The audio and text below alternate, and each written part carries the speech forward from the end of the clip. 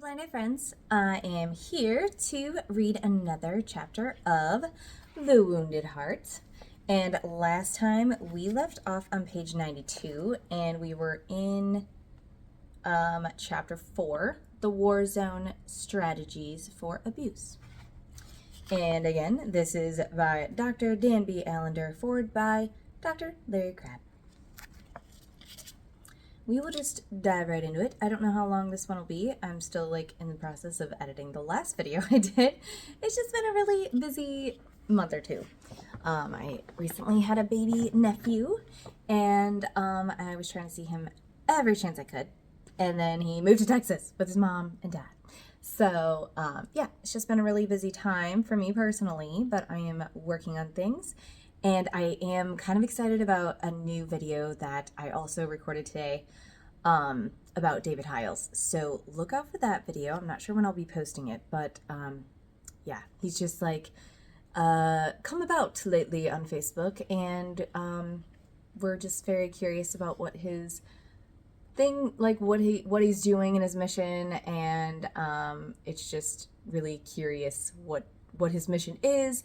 And he had a rebrand for his ministry, and it's very interesting, especially because of how much they were the head of IFB for so long at Hiles Anderson and Jack Scopp and Jack Hiles, and how they were just worshipped as an IFB world kind of leaders or whatever. I don't know how to say it. It just seems like they were the hub, where everyone came from, as far as the best Bible college, and all of our little churches looked to them as a big example, and I don't know, whatever. So yeah, so I'm doing a video on that. It's not posted yet, but yeah, look for that. But let's get into it. So page 92. Stage 2, physical contact that appears appropriate. This stage logically follows the introduction of relational intimacy and secretiveness. During the first stage, physical touch and hand-holding, back massages, scratching the head, hugs may be present. In all likelihood, there will be a separation of time between the two stages. The time may be minutes, days, or even years. The essence of stage 2 is the beginning of physical and sensual bonding. A special physical connection is made during periods of heightened relational intimacy that increases the child's effective response to the adult's care.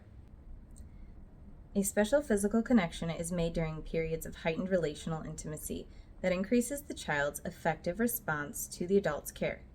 As a snowball picks up momentum as it rolls down a hill, so does relational intimacy as it includes physical touch.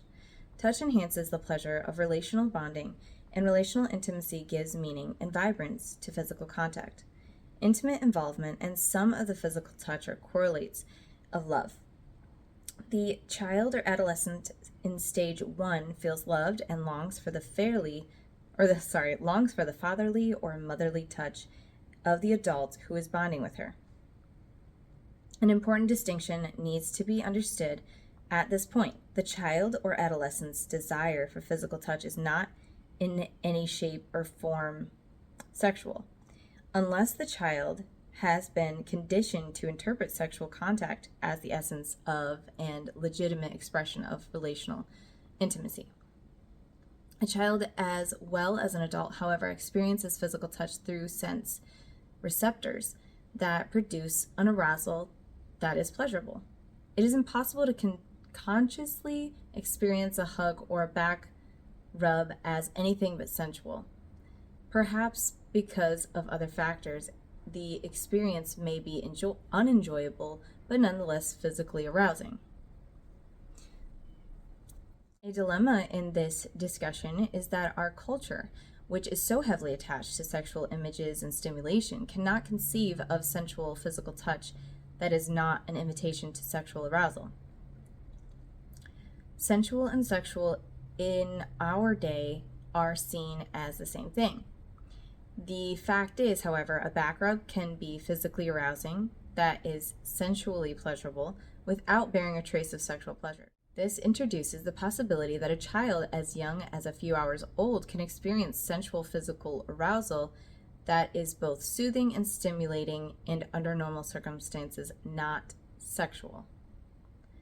So sensual physical arousal that is both soothing and stimulating under normal circumstances not sexual. So sensual instead of sexual. I thought that was like the same thing, which I guess he just said that. Like nowadays it seems like the same thing.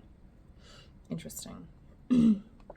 When I cuddle with my daughters or son, they are aware of a sensual pleasure that is not available when we are roughhousing or working on a tennis stroke. That seems so weird. Each involves touch and physical contact, but cuddling nourishes their young souls in a different way than play or normal physical contact. I mean, I guess that makes sense. It's like a different type of pleasurable activity to be like holding someone, hugging someone, cuddling with someone that's not an actual sexual thing, you know? Like, I guess I get that. It just like sounds creepy. Like, that sounds like a fine line, you know? And kids wouldn't know like where that boundary is of like, this is okay and nope, not okay, or this is okay and yeah, that's okay, but not that one.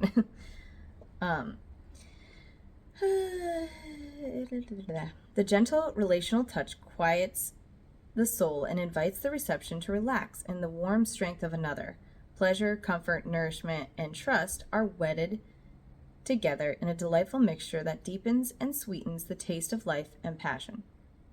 Okay, sounds weird, but the effect of sensual contact on the child or adolescent who has lived much of his or her life without nourishing touch is equivalent to watering a flower that has been left without water for days. The drooping stem straightens and the closed bud opens.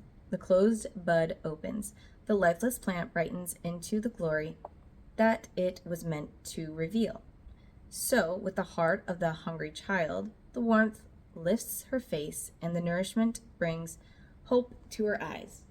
The memories of this stage are hard for the abuse victim to recall without an awful combination of shame and confusion.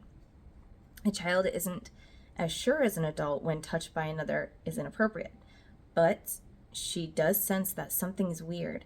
Her sense of discomfort, however, is clouded by the thrill of feeling cared for. Seduction desensitizes a child over time so that she doesn't recognize the abusive progression. That is like the I don't know, like the tricky, confusing, awkward thing about like getting essayed because you do just think like, oh, this feels good, oh, this is nice, like someone's loving me, someone's hugging me, someone's paying attention to me, someone is making me feel good, but also creepy at the same time. Like you don't know why it feels wrong, but it's like once it reaches a certain point, you're like, this is weird, and I think this is wrong. But then when you ask the person that's doing those things, like, hey, is this okay? Like, I don't know, I just feel weird. And then they spin it on you saying, like, how dare you accuse me of doing something wrong? I love you. I would never hurt you. Why are you saying this? You know, and they make you feel stupid. You're like, oh, I guess it's me. Like, I guess we were totally fine. And then you have to, like, shove down the emotion of feeling weird and awkward and yucky to being like, no, this is okay. It's totally fine. So then you start having to justify it to yourself and to the world when you know, like, something is not right. A good friend of mine told me of the terrible R word perpetrated by her father when she was 4 years old. Oh my God. The event was very difficult for her to describe. Her memories were vague and her emotions constrained. She was able to describe the awful event with her eyes directly looking into mine. When I asked what happened after the R word incident, her eyes dropped and her mood changed from factual reporting to convulsive shame. After a long period of silence, she whispered these words: "He held me, he rocked me, and he sang me a lullaby." Oh, that's just so like, ugh. It's, I don't know, so betraying. In rage, she looked up and nearly shouted, "I hated him." I allowed myself to relax in his arms and be soothed by his touch. Whether the tender touch occurred before or after the physical abuse, in many cases the effect will be the same, comfort and enjoyment. And the questions remain: Why did I allow myself to trust? Why did I allow myself to want a man who would or did abuse me? The questions still persist even when the victim knows full well there is no way to discern the deceitful intentions of the perpetrator. A 14-year-old girl was invited by her uncle to go for a drive in his new car. On the drive, he offered her opportunity to steer the car. She enjoyed the privilege. Intimacy, stage 1. So much that he asked her if she would like to learn how to drive a car. Since she was underage, he cautioned her not to tell her parents because they might forbid her the opportunity. Secrecy stage. Stage 1. He was her uncle, an adult, a man with authority and power, and he allowed her an opportunity for a relationship that her angry and cold parents seldom, if ever, provided. The setup was in place. On the first drive, he told her to sit close to him as she steered the car. Several times later, he had her sit on his lap as he operated the pedals. Soon, he occasionally ran his hands down her leg. The process was slow and steady over time as he conditioned her to his touch. The physical touch was pleasurable and apparently innocent for weeks. Then he began to cross the border to accidentally touching her thighs or breasts. She was awkward and uncomfortable when he touched her, but was too tense to speak, fearing that she might lose the opportunity to drive the car if she offended him. Her intuitive sense of discomfort was clouded by the thrill of feeling cared for and attended to. Their conversations revolved around adult talk and language, and she felt relieved to be away from her parents' stodgy fundamentalism and honored that she was being treated like an adult. That is the tricky thing too. If you have like a rough life, or you're like, oh, I'm always cooking, cleaning at my mom's, or you have a really strict environment, if someone presents something like really cool to you, it's going to be so hard to fight like the willingness to be free and have fun and stuff and feel like they value you as a grown-up and you like their opinions matter to you. It is much harder to fight whatever they're doing because it seems like worth the price of like freedom and like cool things, and or maybe it's money or gifts or whatever it is. Like, it is sometimes enticing, and that's the sad thing. It's like you get tricked into giving away your innocence, and then it's a curse forever. When the overt sexual abuse occurred, she was already silenced by her sense of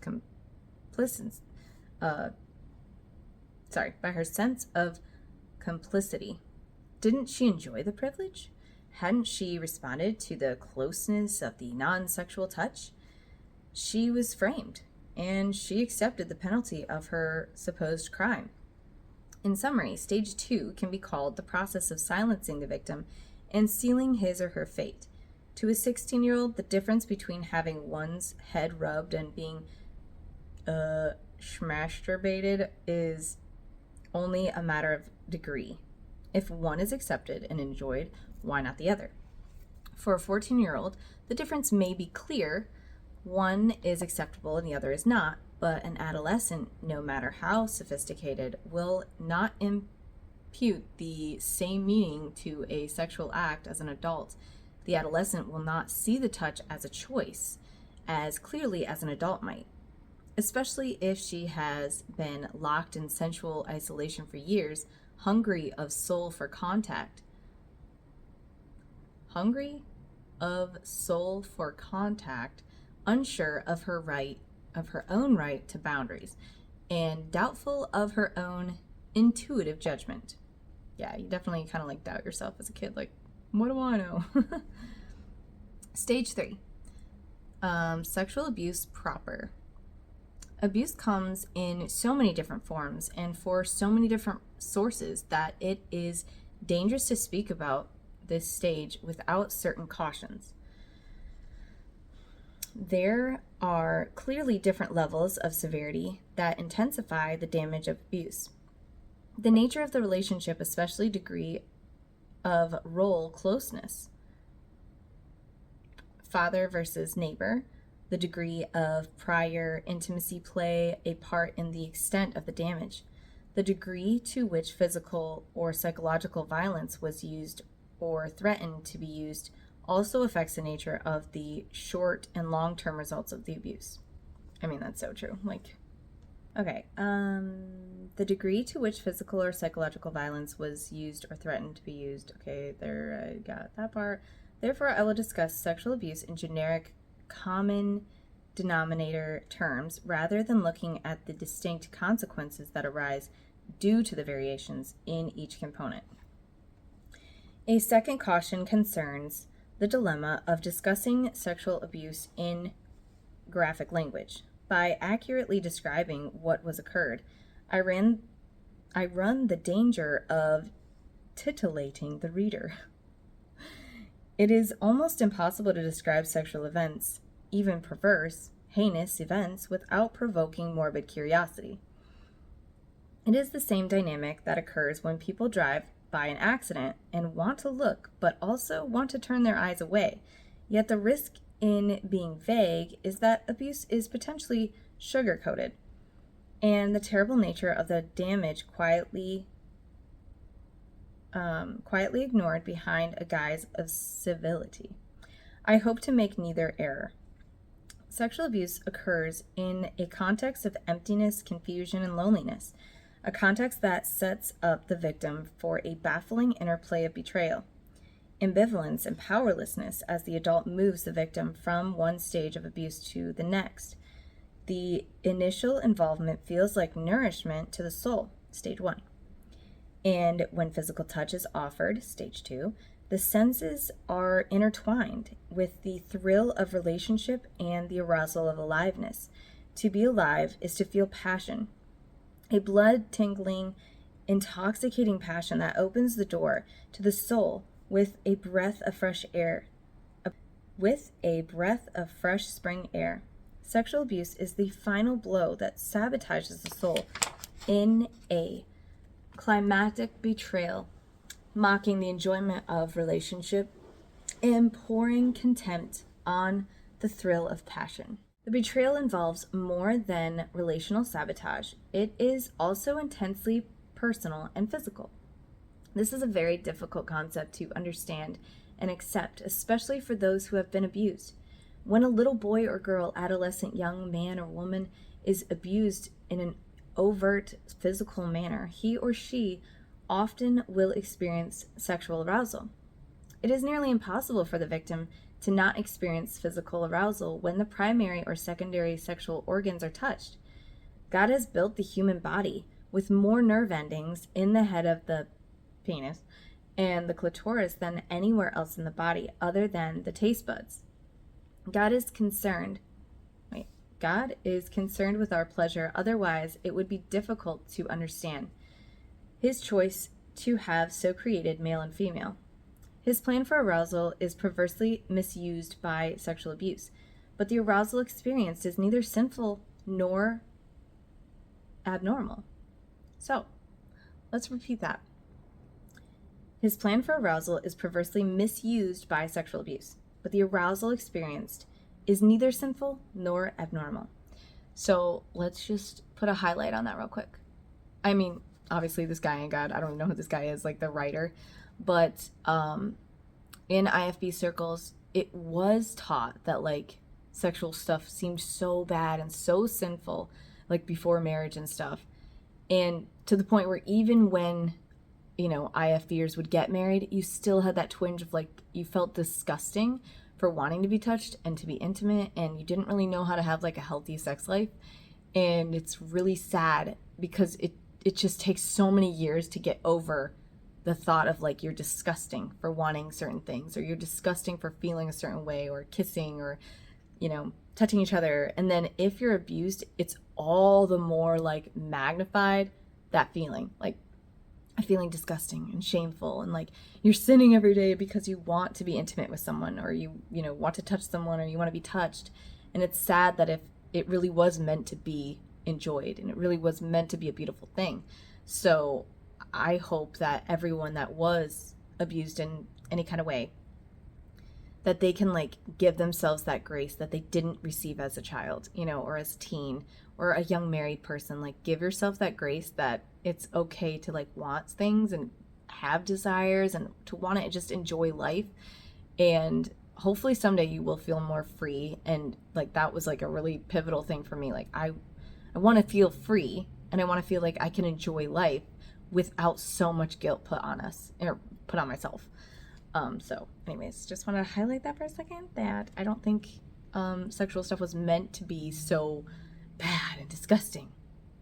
But yes, of course, people that abuse, and like this, my hair is crazy, but people that abuse obviously ruin it in a whole nother way. Not only did we feel guilty because like we thought it was a sin for everything, but then perpetrators ruin it for us as well, because then we have this twinge of like disgusting past memories and so much trauma to get through that it's hard to enjoy, you know, a new person without that clouding your mind, or without being traumatized or have PTSD when certain things happen, and maybe you have like this box that you have to stay in because of everything that happened in your past, and it's really sad. So I think people from the IFB world kind of had like a double whammy. If you were just raised in IFB, you probably felt disgusting about anything sexual.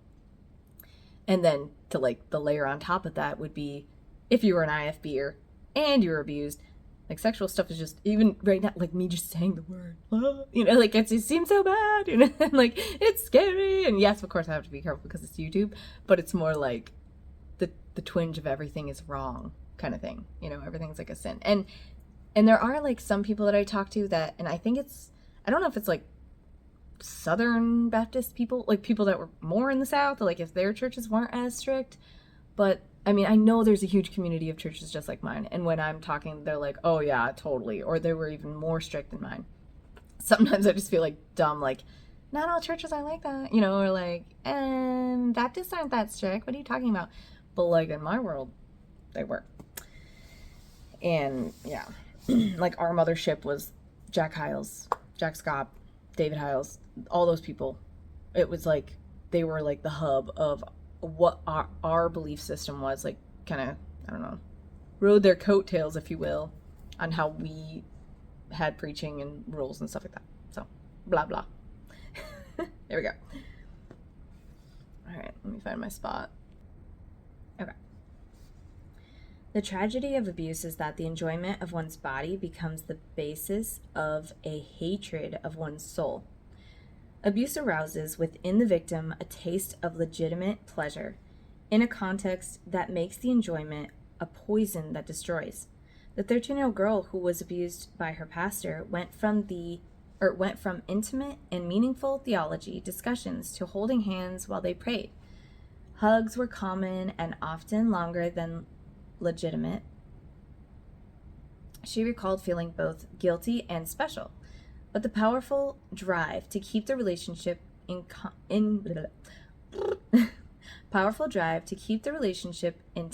kept her from facing either her discomfort or her growing pleasure in her physical contact. By the time overt sexual abuse began, she felt extremely ambivalent about her relationship. On one hand, she enjoyed the closeness of intimacy, and on the other, she felt scared and guilty. She felt sexually aroused by his touch, but equally she felt used and cheap. Her commitment to stop the abuse relationship would always falter when she was lonely. Her resolution to avoid sexual arousal melted when he tenderly touched her. She felt weak and overwhelmed. She felt like a traitor every time they met together. It is difficult to describe the paradoxical experience of ambivalence, to have one strong emotion, terror, and another equally powerful feeling, desire. Seems inconceivable. The apparent contradiction adds to the confusion. How can one hate and want the same person? How can one equally enjoy and despise the sexual pleasure experienced during the abuse? The confluence of antithetical emotional currents makes the victim feel powerless, crazy, and ashamed. To add to the complexity, there are times when the child literally will feel betrayed by his own body because he is powerless to stop the abuse or even his physiological response to it. A man told me about the times he was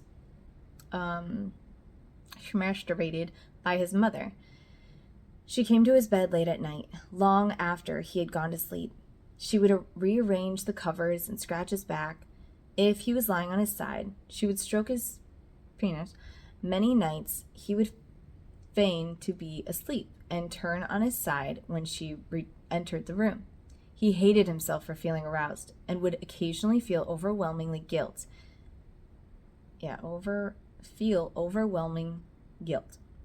and then turn away from her touch. Other times he allowed himself to be aroused to the O. Afterward, he would hate himself for his sick response and failure to resolve. Sensual arousal, sexual pleasure, and even the O may occur when a child or adolescent is abused, even if there was a strong effort to avoid the sensation. S arousal will not be experienced every time abuse occurs. Sometimes fear will block arousal. Other times physical pain is so severe arousal is impossible. It is also common for the victim to effectively dissociate her thoughts and feelings from her physical experience so that no conscious arousal occurs. This state is akin to what is referred to as an out-of-body experience or self-induced hypnotic trance. In psychological jargon, the experience of dissociation is a form of splitting. Human beings have the ability to separate or split off their feelings from their thoughts, or at times to even ignore the sense data that is being perceived, so the mind is not permitted to translate what is being seen, heard, felt, or tasted into familiar categories. It is as if the mind knows what the soul can endure. When the data is too overwhelming, a fuse is blown so that the entire electrical wiring system does not burn out.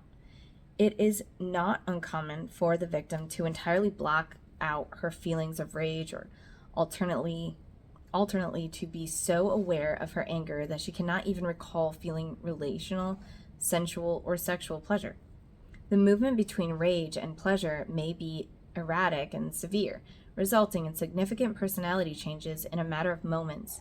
The combination of powerlessness, betrayal, and ambivalence make splitting a natural option to the overwhelming internal flood of traumatic emotions. That's like all really deep. But so far this chapter is very relatable, and I agree with a lot of it. As far as like my personal experience went, I felt a lot of this. Like I said, I think the last video, I don't know if I posted it yet, but I definitely felt like I had different personalities at times where you just have to like zone out and just be somebody, like be like a little robot or be like a shell, an empty shell. I don't know. It's really sad. And then there's this little like, I can't really say it, but this little thing is probably not out of focus.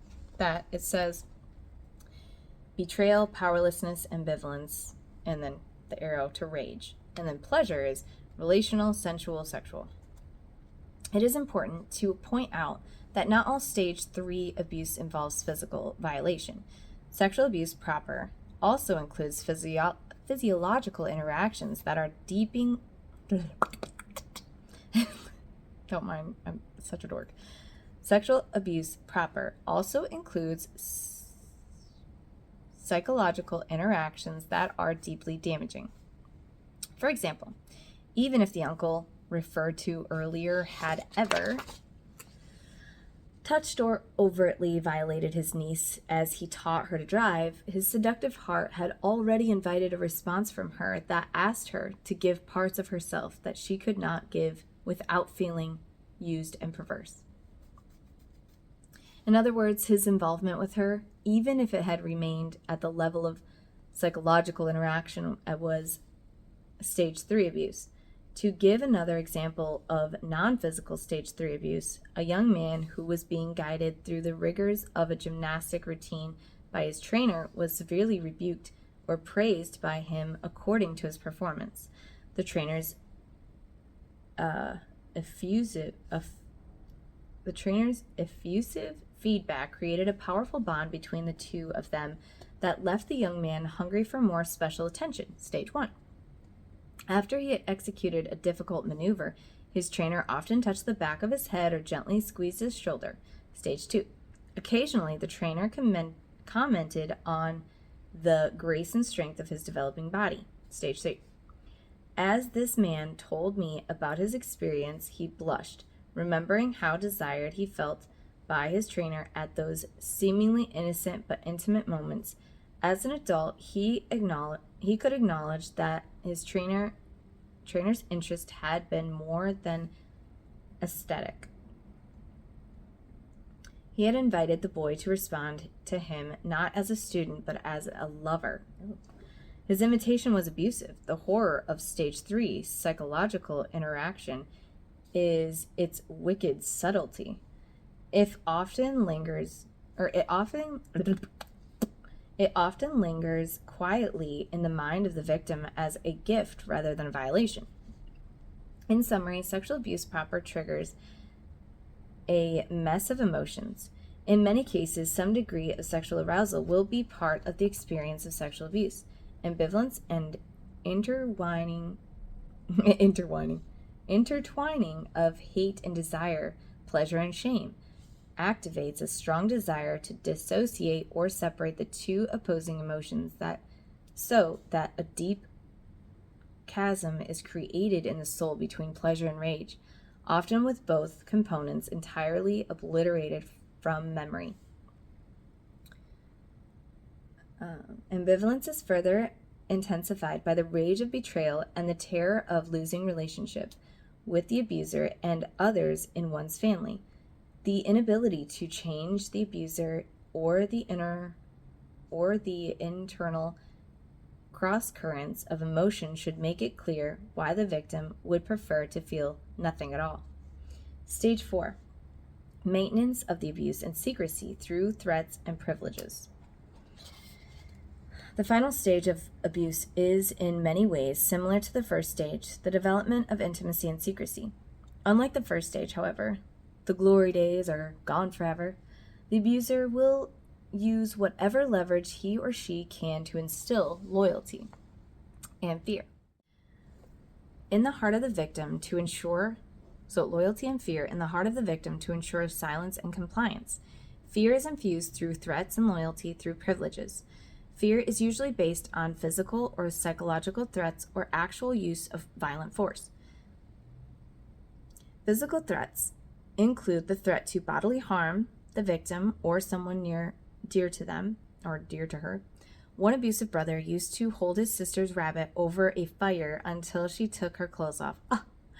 He once killed a pet in her presence to warn her to keep quiet. Ew. I have had a number of clients who were physically tortured by their perpetrators and lived with a deep and legitimate fear of death. Psychological threats are equally powerful.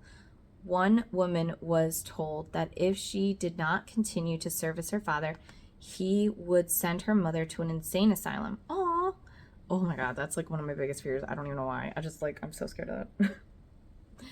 Another woman was threatened with the responsibility of her uncle's suicide if she told on him. Oh my gosh. Oh, the amount of people that have used suicide against me to scare me into something is ridiculous. Like, I used to be so scared that blood would be on my hands. And it worked. It worked every time. Like, I would take back somebody in a relationship. I would stay in an abusive relationship because I was so scared. Like, it's just shocking. Like, just remembering the feeling I felt of, like, I cannot have someone's life on my hands. Like, I just could not. That seemed like just so huge then. And I didn't realize back then that it was a ploy. It was a game to them. And they weren't actually ever going to do it because they're both still alive. And they both definitely did that. And it freaked me out. And I just, oh my gosh.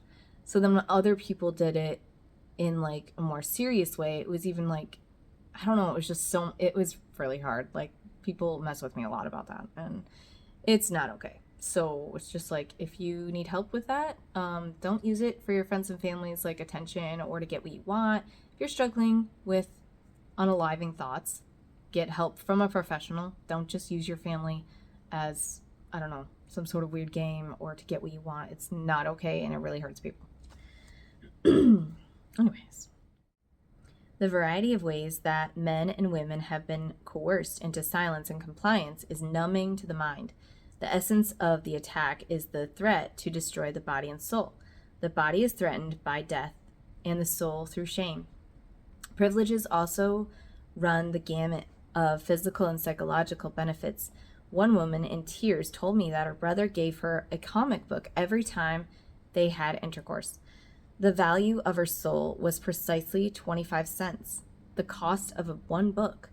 Others have received money, new clothes, and cars. Many times the privileges are not material but psychological, such as the right to be the judge and the jury of the other children, or the one who gets to accompany dad on his business trips. In one family, the child who sat at the head of the table was the one who was clearly favored. The material advantage was in having first access to the food, but the relational benefit was in the warning to the other siblings to avoid conflict with the favored child. This points to another tragedy in the abusive family. The child that is set apart for abuse is usually hated for his or her privileges by the other siblings. The child who feels different because of the abuse is then even further alienated due to the siblings' jealousy. I thought her. The silence is rarely broken. Few children or adolescents tell a parent, friend, or teacher about the abuse. It remains a dark secret for years, if not forever. The abusive event may be a one-time occurrence or continue over several years. The silence and continued compliance intensifies the victim's resolve to deaden all feelings and find some way to endure. To survive the assaults of his or her soul, the ambivalence fluctuates between rage and occasional experiences of pleasure until the internal warfare has so wounded the heart that it simply gives up the fight. Usually by that point, the abuse has ended or the victim has moved out of the home. A flight from the internal and external battle is the only relief that seems possible for the already devastated soul. Escape to another life and world requires a new identity and history and a burial of the awful past. Victims often concoct an image of the past as tranquil and happy until it actually becomes true in their mind. The illusion of a good home and loving parents satisfies the curiosity of others and quiets the crippling pain of the past. The rage and the pleasure are deeply buried in the soul, with no marker or adequate opportunity for grief. The effects of the damage, however, continue to work their way through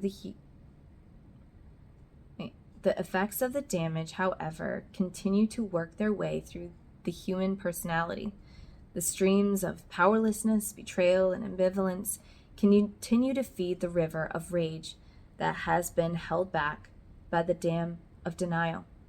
In many cases, the dam is as ineffective as a sieve in holding back the water. Rage pours out in torrents. In other cases, the rage is held back by rigid cement barriers, producing enormous supplies of energy for family work and ministry. The energy, however, is tainted with rage barely concealed behind layers of self-contempt. The victim's effectiveness in the world doesn't compare to the power of the Spirit of God could produce if her heart was his. If change is to occur, the streams that supply the raging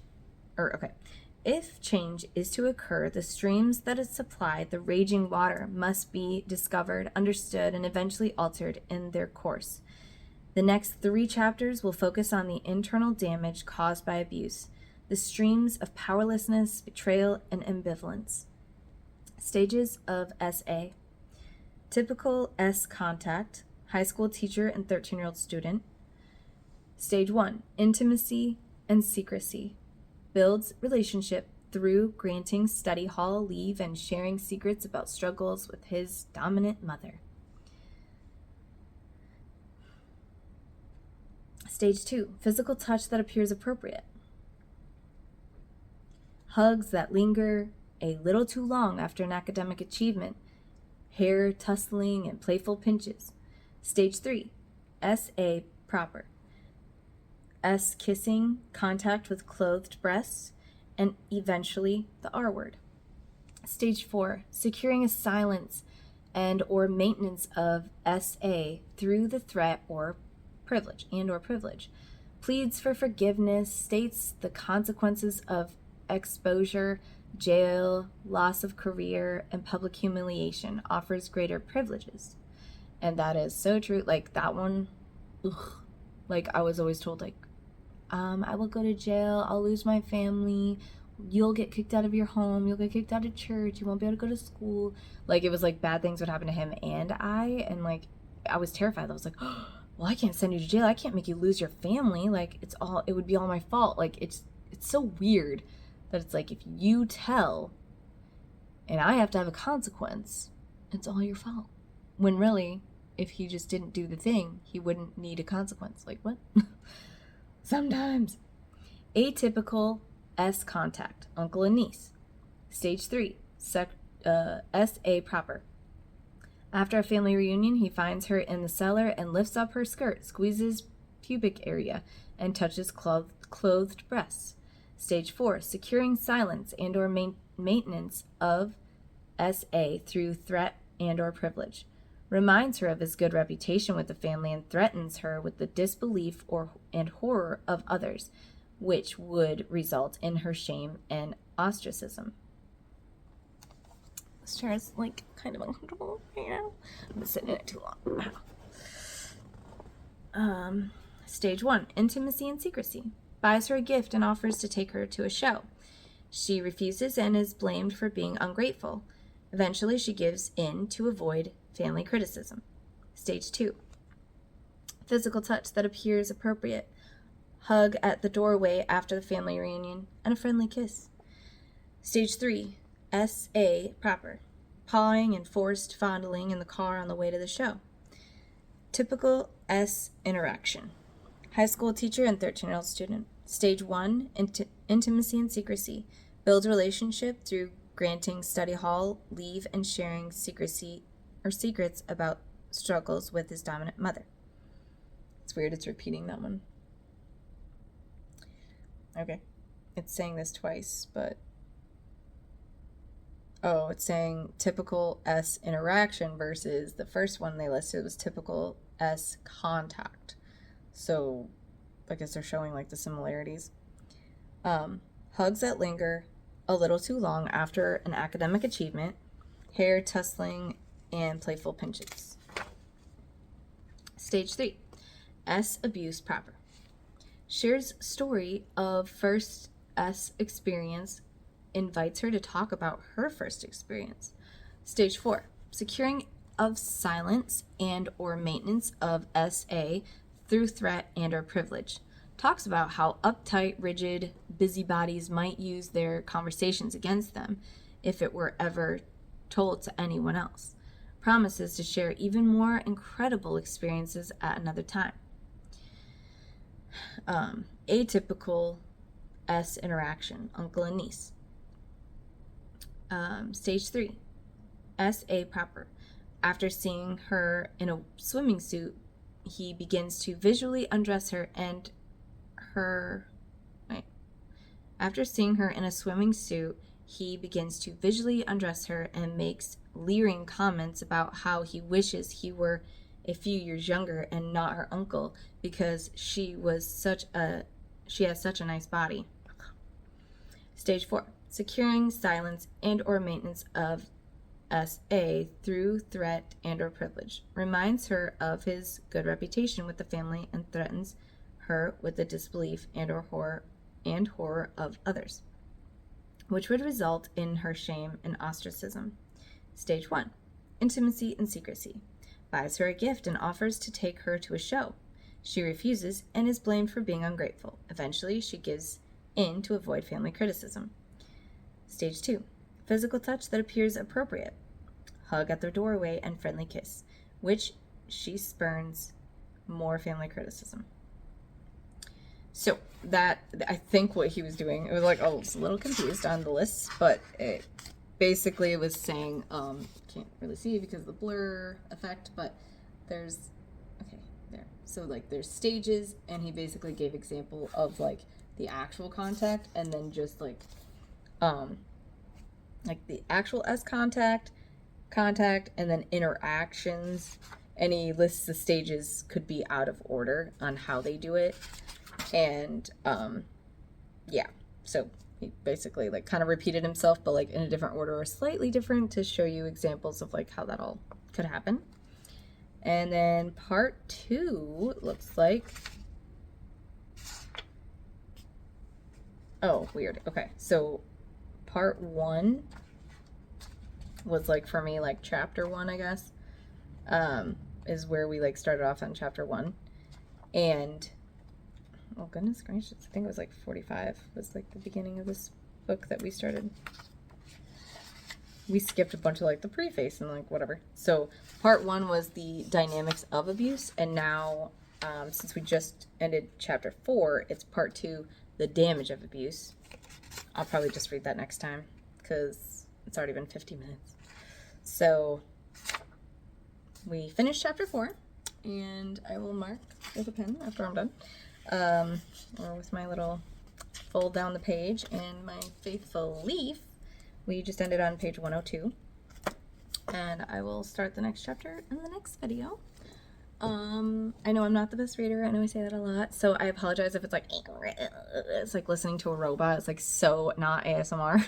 But I basically just like want a way to kind of everyone gather together, if you will, and hear the same thing, so we can all kind of like work on it together. And I know I am not above growing, and I want to learn more and more on how I can heal in the best way.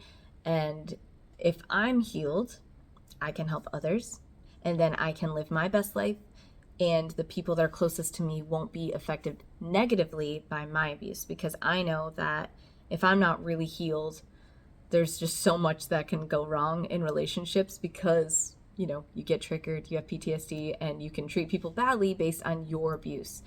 And so if I can be my best self, then I can help anyone in my circles, whether it's, you know, you watching across the states at home, or it's someone like in my immediate family or my relatives, you know.